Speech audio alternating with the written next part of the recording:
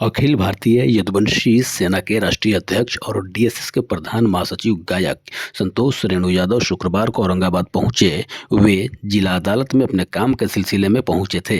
वे पिछले लोकसभा चुनाव के समय से ही छपरा जेल में बंद थे। ज्ञात हो कि लोकसभा चुनाव के दौरान राजद कार्यकर्ता की हत्या और इस हत्या को भाजपा नेता राजीव प्रताप रूढ़ी द्वारा सही ठहराने का विरोध संतोष रेणु यादव ने किया था। यही नहीं, उन्होंने पीड़ित परिवार को न्याय दिलाने के लिए छपरा मार्च किया था, जिसके बाद पुलिस ने उन्हें गिरफ्तार कर जेल भेज दिया था। तब से लेकर अभी तक वे जेल में ही थे। 2 दिन पहले ही वे जेल से रिहा हुए हैं। औरंगाबाद में पत्रकारों से बातचीत के दौरान उन्होंने कहा कि वे समाज के सम्मान के लिए हमेशा संघर्ष करते रहेंगे। पहले तो बहुत बहुत धन्यवाद, स्वागत है। आप जो क्रांति लेकर के निकले हैं उससे आप अंदर बाहर होते रह रहे। फिलहाल आप बाहर आए हैं, क्या माहौल चल रहा है? माहौल तो बस वही है, लड़ाई लड़नी है, लड़ाई लड़ रहे हैं। जहाँ तक अंदर बाहर की सवाल है तो माधव का आशीर्वाद हमें कुछ ज़्यादा ही प्राप्त हो गया है, क्योंकि माधव की जगह है, वो जन्मस्थली है और हम लोग उससे घबराने वाले थोड़े हैं। बाबा साहब के लिखित संविधान के तहत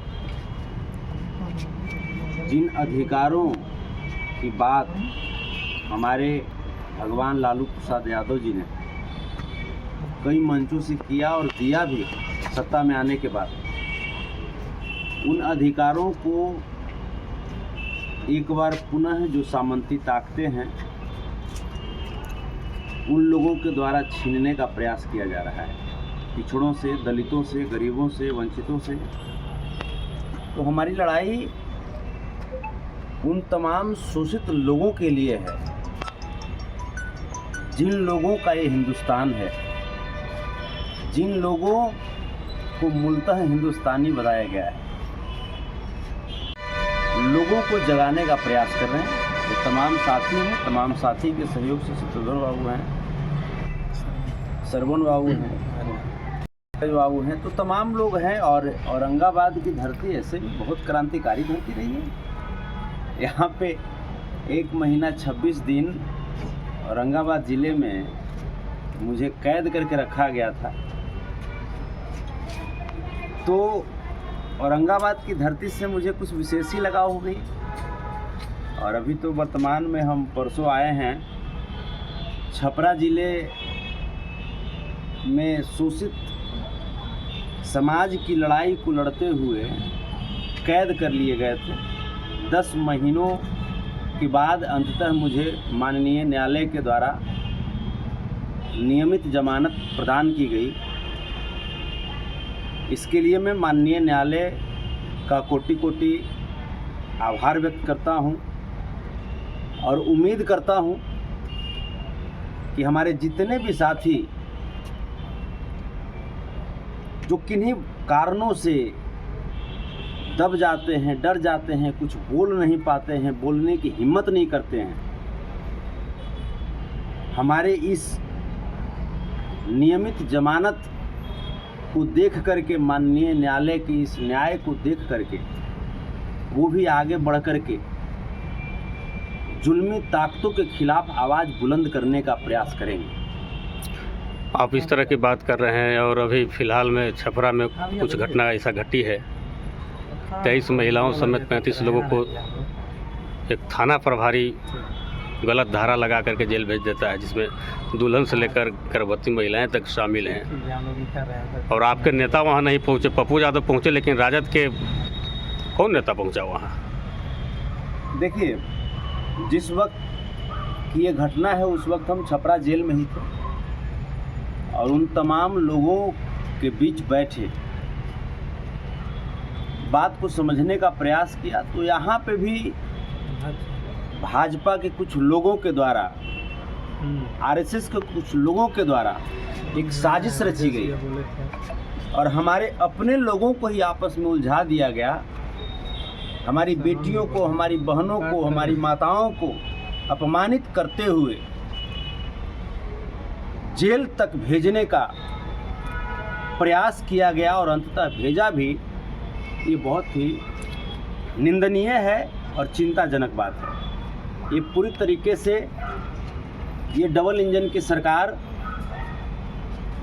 के द्वारा की गई एक साजिशन कोशिश है। लेकिन हम अभी भी कह रहे हैं, जितने भी समाज के लोग हैं, किसी एक जाति की बात हम नहीं कर रहे। हर जाति में अच्छे लोग होते हैं, हर जाति में बुरे लोग होते हैं। जो समाजवाद की विचारधारा को लेकर के समाज को शांति और सौहार्द प्रेम में सींचने का प्रयास कर रहे हैं, उन लोगों से मेरी आग्रह है कि आप लोग एकजुट होकर के अपने आप को ताकतवर बनाइए, क्योंकि हमारे हिंदुस्तान की ऐसे भी अगर पहचान देखें तो विविधता में एकता हमारी पहचान है। आप जहाँ माहौल बनाते हैं, जहाँ आप अलख जगाते हैं, वहाँ सत्ता परिवर्तन हो जाता है। औरंगाबाद लोकसभा में आप परिवर्तन कर दिए, जो अब तक 52 साल में नहीं हुआ था, तो क्या छपरा में भी ये लागू होगा? बिल्कुल। और औरंगाबाद हो या छपरा हो या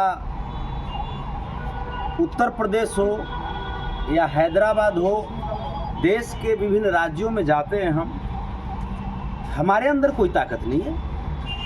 हमारी ताकत ये हमारे सभी के सभी परिवार हैं, क्योंकि ये लोग जब एक बार हुंकार भरते हैं तो हमारी ताकत ऑटोमेटिकली बढ़ जाती है। माधव की कृपा से दौड़ पड़ते हैं। जो नए सांसद जीते हैं अभय कुशवाहा, उनको क्या कहेंगे?